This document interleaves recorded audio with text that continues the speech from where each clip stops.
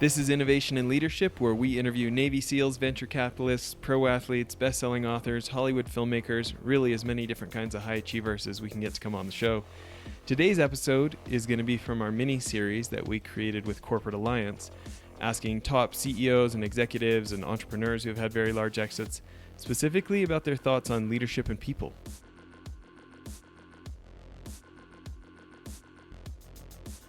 Randy, when we were ending off there in part one, we'd cover a number of subjects about teams and some of your experience growing and leading different teams. Let's go the other direction for a minute. Let's talk about some examples of maybe somebody you worked for that just by working for them, it made you want to be a better version of yourself. Yeah, no, that's a great way to start this segment off. I do think that I've tried to model my life after people that I really enjoy looking up to and being with, and I've been on a board with Harvey Mackay. He wrote Swim with the Sharks. He's had 17 New York Times best-selling books, but I've been on his advisory board for the last 9 years, and what I've learned, from him and in knowing him is that, man, to know him, to love him, he's the most humble, greatest guy. He has a $100+ million envelope company. But he just gives and gives and gives.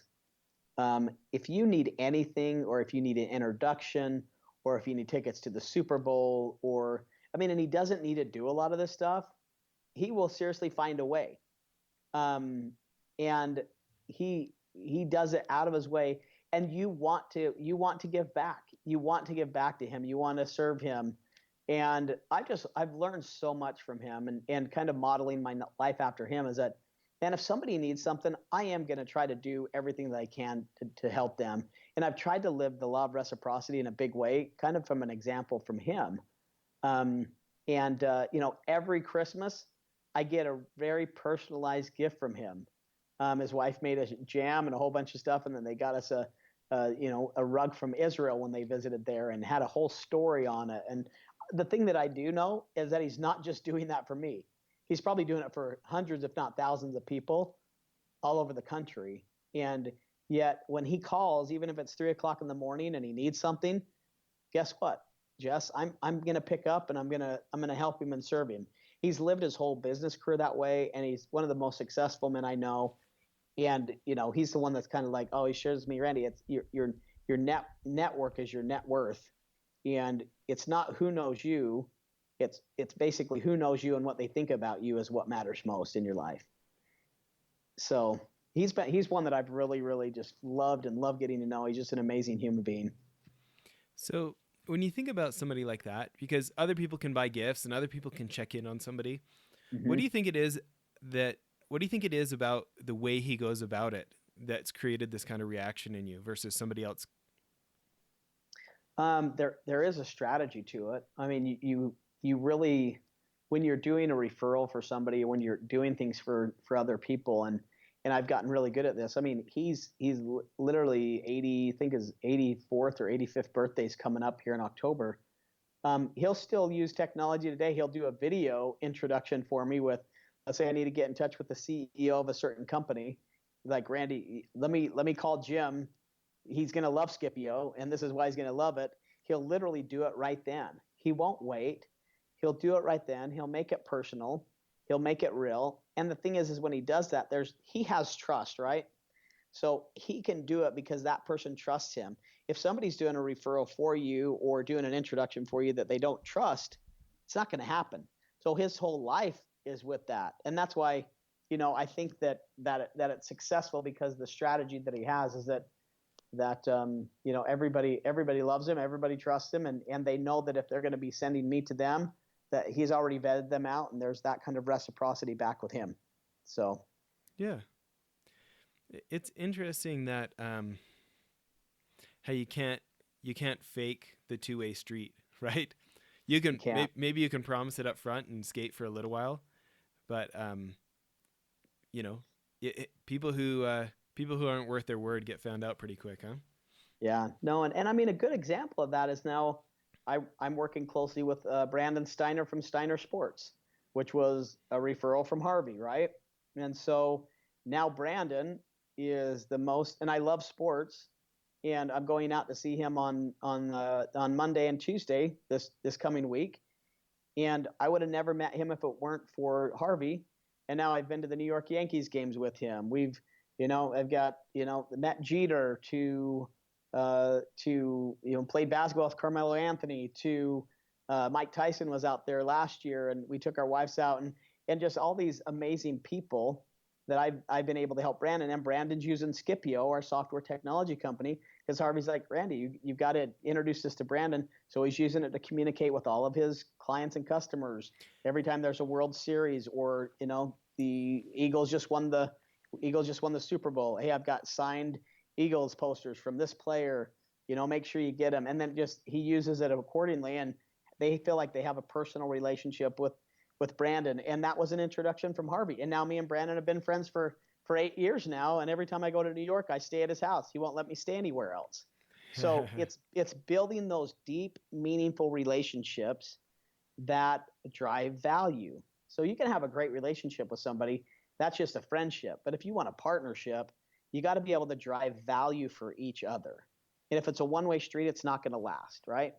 But if you can drive value for one another and help support one another, then that's a business partnership and a friendship. And just quickly, for people who don't know about his business, can you explain what they do? Yeah, so Steiner Sports, he's the guy that he bought the old Yankee Stadium and bought it for X amount of millions of dollars, and then he's sold it brick by brick, seat by seat. He's made a ton of money just out of the dirt from the field. But he also signs all of the best players, and he's the number one memorabilia company in the nation. And so if you ever need a player to come speak at your office, you call Steiner Sports and he'll arrange him to come speak at your events. Or you want to find a Babe Ruth signed ball, you do it through Steiner Sports. And so he's built a very, very successful company that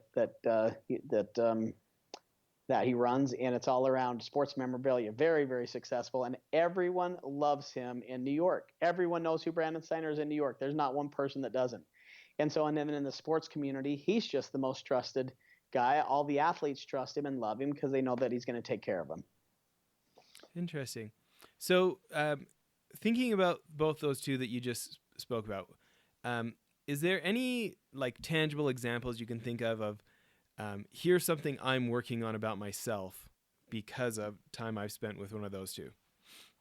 Yeah, I think some really good examples from both Brandon and then also my current business partner Nick Greer, who's had some great success, and he's just an amazing man as well. One of the most giving guys I've ever met.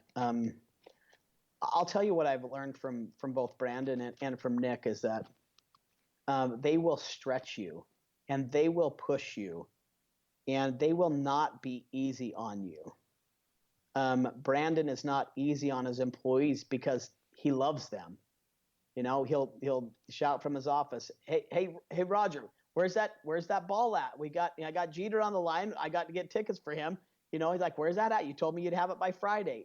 He's really, really super good at holding the line and accountability so that they can grow and grow fast. But he does it. He pushes them. But guess what? They all know that he loves them. And because he's really good at recognition, but all of his employees know that if they don't have what he says that he needs at the time they need it, he is going to be holding them accountable. And he's a lot like my dad that I respect a ton. He's like, great leaders push you and stretch you to be more than you currently are, right? If they just let you, if you're working for somebody and if they're okay that you just stay mediocre and they're not driving you, then one, the company's not going to grow, but you're not going to grow as a person and you're going to end up leaving. So I've learned that a ton, is that really, really good leaders, and I've learned that from Brandon Steiner, will actually kind of stretch you, and sometimes it will be uncomfortable, but you'll stay up late at night getting stuff done. You'll move the company forward, and at the end of the day, you'll get a bonus, you'll get a gratitude, and things will be more successful, and you'll continue to grow in skill set. And so I think really good leaders help others be in the flow. And do you know what it means to be in the flow? Tell me.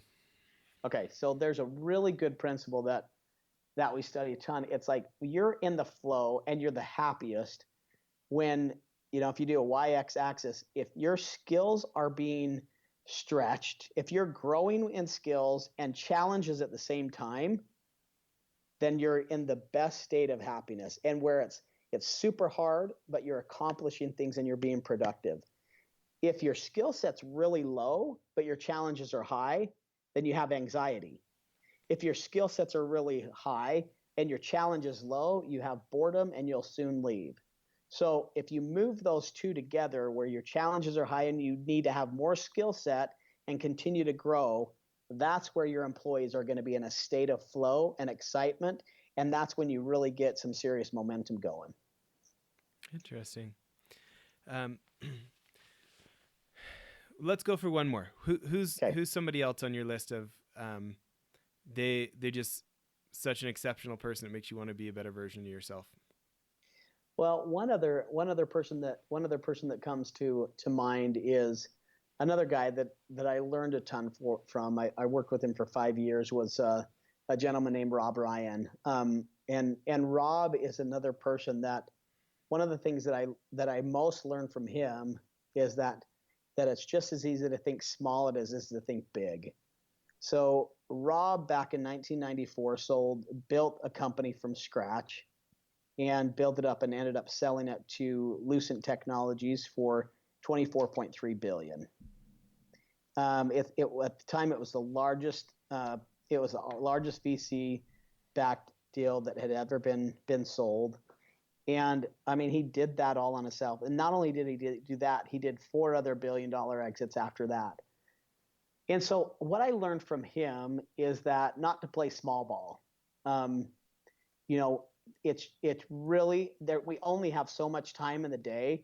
And I think about it, why has he been able to do that 5 times over? And there's others that's only been able to, grow a $40 million company or a $4 million company. But what is it in his mind that he's able to say that, if something hasn't been done, I can figure that out? He is the master at a model called the sunflower model, which is how to continue to innovate and ideate your product and service. Most people get stale, but I learned from Rob is that, man, if you're not continually thinking about how to grow your business and continually ideating and innovating new products and services, then you're not going to last very long. Do you know if he has a website? What's that? Do you know if he has a website about it or anything?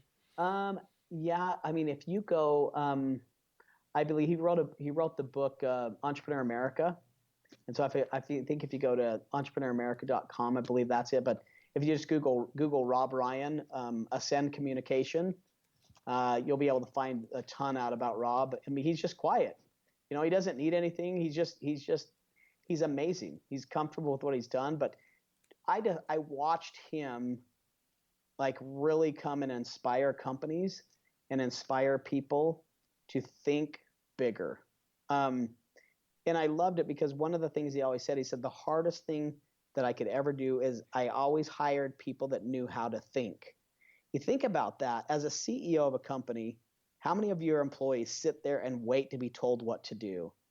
He wanted to find entrepreneurs, not just entrepreneurs, but he wanted to find entrepreneurs that would innovate and ideate within the company and think of how to make things better, how to make processes better. And so that was one of the greatest lessons I did learn from him and working with him. There's so many folks that would like to do bigger numbers or would like to think bigger or would like to help the people they work with think at that bigger level. When you think about your own staff and helping them grow their approach, their perspective on life, any examples of, thinking about the way Rob does things and whether it's teaching your staff this sunflower model or what does that actually look like? Helping your team as well as yourself expand what's possible in your mind. Yeah, I mean, in like you said, it's always easier said than done. But I think we're doing an amazing job right now. I mean, we are growing like crazy, and I think that we've been really working on the technology behind the scenes, and now now we've really kind of had our foot on the clutch for a little bit as we get product ready to launch, and we're in a sweet space. And so I think that what you have to do with your employees is have them literally be part of the strategy. And Nick does this really, really well. He's like, no, step back, let them do it. Like even if they fail, it's going to be a better learning lesson than if you just step in and do it for them. And so you have to, as a leader, be kind of more of a shadow leader, because if you're always jumping in and saving them, you need to let people fail. You need to let them fail fast and then help course correct. But what happens if you're always jumping in, then guess what happens, Jess? But Then they don't think. They don't think like Rob said. They don't get engaged and they wait to be told what to do. okay, I want to talk about this because there's such a tug of war inside leaders, inside myself, inside many of our clients. You and I are both part of a corporate alliance, right? All the CEOs there, right? And there's this, it's like the parental thing, there's like, you can either teach your 4-year-old how to clean up the mess, or you can more quickly do it yourself. Right. And sometimes you don't always have time for a lesson. But then I also feel like that can become a habit of just always leaders or managers always doing it ourselves. Any guidance of like what your own internal trigger is to know whether this is the time to just get it done for the deadline versus this is the time to let the company suffer short term to help this person take the time to grow and learn? Yeah, I really do. I think you always have to think about the long game. Well, two things. You have to think about the long game, and you have to be a really good mentor for your people. I know Ken Blanchard really well. We worked with him for years. One of my favorite books of all time is The 1 Minute Manager. It still is. Like, if you haven't read that book, it's timeless, and it teaches this principle really, really well. How to, catch people and recognize them quick, or let them fail. If they do fail, how to course correct and how to be a really good manager and a mentor, and then you grow and then help grow your people. And so that book fundamentally has been like a business Bible for me when I'm growing and teaching other managers how to manage, right? And so I think that sometimes, if your employees will be able to learn and think, the problem is what I think happens more than often is that you have to know when you have the right people, right? So Jess, you and I have both been in the situation, like if you can't change your people, change your people. So if that behavior keeps happening, you do have to let them go. There's been too many times where I've seen companies keep people on out of loyalty. Literally, I just had a lunch meeting today with the guy that's just like, I need to let my chief marketing officer go. It's horrible. He's my best friend. And like, we are not getting stuff done. And I'm trying to mentor, and I've let him fail too many times. And so there does come a place that you gotta keep growing your people. If you can't change your people, change your people. You got to coach up or coach out. And I do think as a really good leader, you got to know if that person's just not the right person, you got to part ways. But if they're willing to learn and if they're willing to grow, they're willing to fail and to be humble enough to continue to increase and grow in skill set and challenges, then you got a winner. And so I think I don't think it's so much of, it's actually more getting the right people and training them. But if they're unteachable, you got to move quick. Yeah. So what about for those of us that really like the nice badge, the nice boss badge though? Mm-hmm. What about that, like, that feeling of like, man, I don't like conflict. And maybe if I just give them a little more time, when we're really kind of lying to ourselves as leaders or managers in that situation, any advice about like the hard right thing of the right thing for the business and the right thing for letting them get onto an opportunity that's better for them versus the easy wrong thing of avoiding the conflict and doing like, that temptation that basically all of us as leaders have given into at some point of I'll deal with that later. Anything about the courage to do it now? Yeah. I mean, actually Jess, I teach a ton on this, and it's, literally the friend that I met with at lunch, one of the things they said about him is that he was the kind of guy in high school that when he broke up with his girlfriend, she would go home and tell her parents when they ask her how it went. She's like, "Well, I think we're engaged," you know. So you have to. Part of being a really good leader is being willing and able to do the hard things. When you know it's not right, courage is being able to do it because it's not, if you keep going home at night and you're just like, my gosh, I don't know how to do this with Jimmy. I don't know how to tell him. He's just not cutting it. You, as a leader, shame on you because you're hurting him and you're hurting the enterprise. You're hurting the company. And everybody around knows it. And that's not good for culture. I mean, really good leaders address things quickly, make decisions quickly, and learn to move on. And I think that I was not that way at all, Jess. I was the guy that would keep people on way too long and be able to do things and continue to get taken advantage of and also hurt the company and hurt the person. Where it would have been the greatest learning lesson for them if I would have been better at holding them accountable and saying, if you don't have this done by this time, I need to terminate you. It should never, ever, ever be a surprise to somebody when they get fired or terminated, though. It should Yeah. never be a surprise to them. And you need to like give appropriate warnings and do it right. And that way you aren't the jerk. You're just like, I mean, one of the things I learned from Rob Ryan when he had to do it, he's like, is there anything I could do? Is there anything that I have done to not allow you to hit your goals? I mean, that's a really good question, right? No, actually, it's my fault. Okay, so next week, are you going to get this done? And then next week, when it comes around, next week, if it's not done, I'm sorry, but we're gonna have to let you go. That person's either gonna step up, or next week when they come, you have to follow through, Yeah. and you're gonna help them be a better person, Yeah. and you're gonna help your enterprise. No, what I love about that is I think about both myself and a number of our clients over the years, and what I see happen in my own life and others a lot is instead I see like a quiet resentment of you should know better.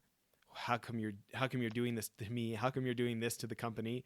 Rather than that upfront conversation, right? Yep. And it's really not fair to them. Plus, it's like drinking poison yourself, right? Yep. Yep. Yeah, just Interesting. like drinking poison, wishing the other person would die. Yeah, But I right. but I but I have found that when you do it, they said, you know what? I figured it's probably best if I do this as long as you communicate well, and as long good leaders communicate well, and there's never any surprises when you do have to make the tough decisions because you've been clear with expectations. Yeah. Well, and I think about like some of my heroes I look up to. Mentor of mine back home in Canada named Brian. I remember he was the number one individual in the country for his profession and got recruited out to a really large entity. And I remember him telling me about letting somebody go. And it was interesting. It really changed my paradigm that he was brutally honest about the needs of the organization and how the individual who is letting go wasn't getting things done. But it didn't have to be an accusation, right? Like it was just a Mm-hmm. conversation about, hey, can we talk about your results? Can we talk about what the expectations are here? And it was like this, it was like just a regular conversation about how it's not working out. And, Brian ended up helping him find a different job. But it was like they came to this mutual conclusion that this wasn't working out. It wasn't like he wasn't angry at this guy. He could even feel compassion. This guy's life was going to be worse temporarily, right? And still do the right thing for the business without kind of like Mm-hmm. hardening himself, thinking this guy doesn't matter because he didn't perform for us. And anyways, I don't know if you've ever seen something like that, but he set an Oh example for yeah. me at least.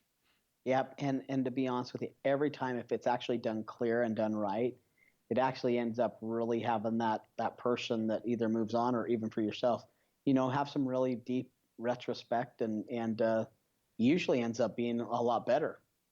So I think you have to think when you're a leader and you know that something has to be done, the longer you wait, the harder it is and the worse it gets.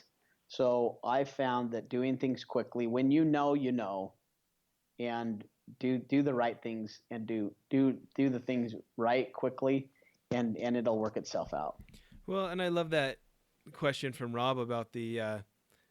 It sounds like it was a genuine question, like it wasn't a Oh yeah. rhetorical question. Like, is there anything that because it's almost like acknowledging that he may have a blind spot. Like the genuine question, is there anything that I'm doing to keep you from being able to perform? Like, it seems like that question could be asked in a rhetorical way, but the way you described it made it sound like he was asking in like a genuine way of maybe he needs to take a look in the mirror. Maybe he hasn't had the full picture and just like willing to be alive to the situation. Is that fair?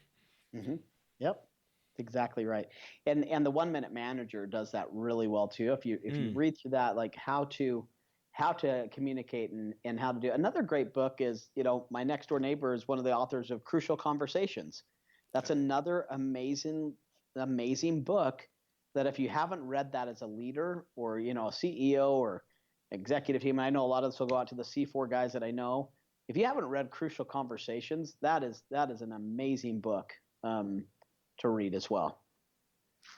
Yeah, no kidding. Well, listen, appreciate all the time you've spent with us. Obviously, if folks want to see what you're working on these days, Scipio.com is the place to go learn about how they can use text messaging to grow their company. Maybe to close here, what's either one of the best pieces of advice you ever got or something you wish you could go back and tell a younger version of yourself? That's a good question, Jess. So honestly, one of the things that I've really learned in my life is two things: never be boring and never be predictable. Oh yeah. So people love to be around people that have fun, that work hard, and that just love life to the fullest. And so those are two principles, even with my kids, with my family, is that I try to never be boring and never be predictable, and I'm never grumpy. So if I can do those three things well, then life is exciting. People around me love to be around me, and that way I can really foster deep, unforgettable relationships with people. And so that's my last word of advice for everyone, especially for all the guys in Corporate Alliance. Never be boring, never be predictable, and life's too short to be grumpy. I like it. Okay, well, this is great. Thanks again. Awesome, Jess. Great to be with you.